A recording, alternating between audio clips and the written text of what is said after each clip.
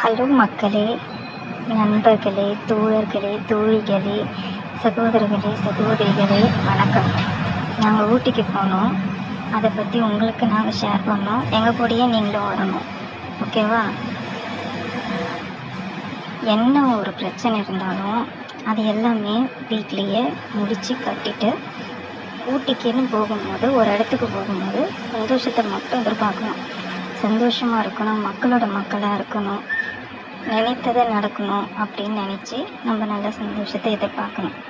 நான் சொல்ல வந்த கருத்தை மட்டும் நான் சொல்கிறேன், அது உங்களுக்கு புரியும் நம்புகிறேன். நினைவுகள் அழியாது, அவை நம் மனதில் என்றும் வாழும்.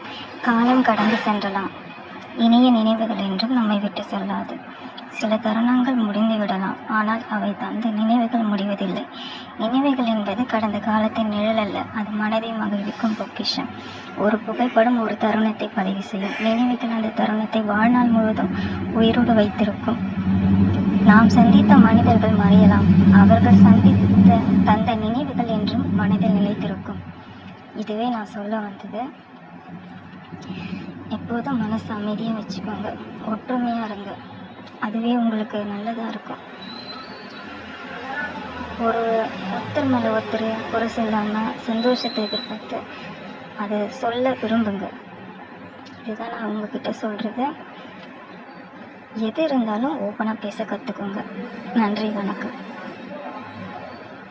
நான் டூருக்கு போனது பிடித்திருந்தால் சப்ஸ்கிரைப் பண்ணுங்கள் என்னுடைய சேனலுக்கு. நன்றி.